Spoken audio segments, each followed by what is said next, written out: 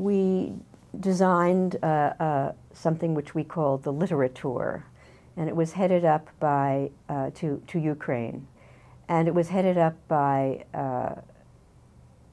two faculty members, Robert Peckerer and David Schneer. We took about 15 Book Center members on this tour to visit the sites in a certain section of Ukraine that had been significant in a literary sense. And so, of course, except for David and Robert, very few people had, no one spoke Russian or Ukrainian, and only half the group spoke any kind of Yiddish, and it was more a conversational Yiddish. These were the older people, and we flew out to Kiev through Frankfurt and set out on this tour, which was really kind of remarkable. I don't think any of us was prepared for what we saw. First, there were these very real literary sites,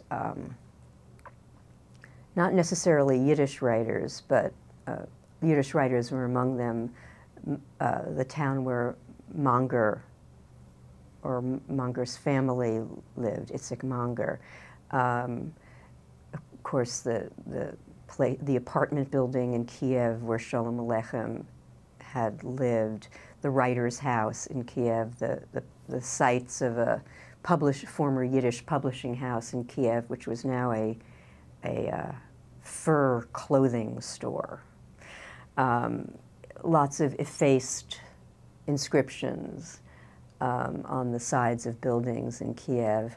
And we went to Drehobich, which was where Paul Celan and Bruno Schulz lived. And intermingled in these literary touchdowns, I would say, were the very real remnants of the Jewish population. And I don't think I was prepared for that level of experience that other people, I think, are more knowledgeable about. You know, the Jewish cemeteries overgrown with weeds, the former tombstones being used as paving stones in a courtyard, the little shtibbles where a handful of Jews might still be gathering.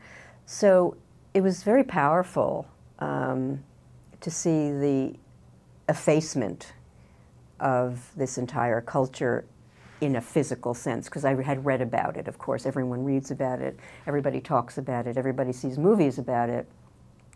But to actually see the effacement and and to have the emotional connection to these sites was quite surprising.